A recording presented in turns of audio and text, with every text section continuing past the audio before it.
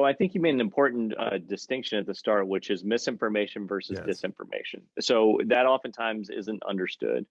Misinformation is incorrect or false information that's shared by people without them knowing or understanding that it's false. What I tend to call crazy uncle emails we used to get at a slower pace.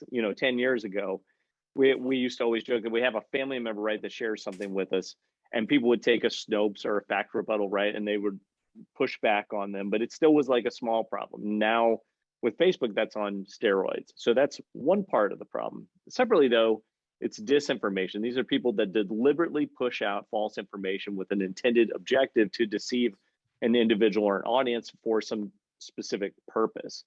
That is much more dangerous because very effective disinformation creates a cascading effect with highly algorithmic explosive misinformation to where the two in combination have an escalating effect. And we saw that during what we call the infodemic with the pandemic, which Yep. was when you are scared, when you're angry, you tend to believe information soon thereafter that may be false, and you're more likely to because you have a physiological reaction to that information. It's a survival instinct.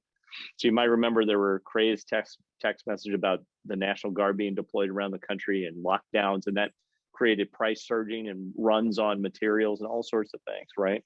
All of those amplifying effects, in addition to the health problems, really show the power of disinformation, which is whoever can move quick and be voluminous in their messaging and be in a closed environment in terms of their messaging and not be rebutted in a timely fashion, Right. which is very difficult for exports.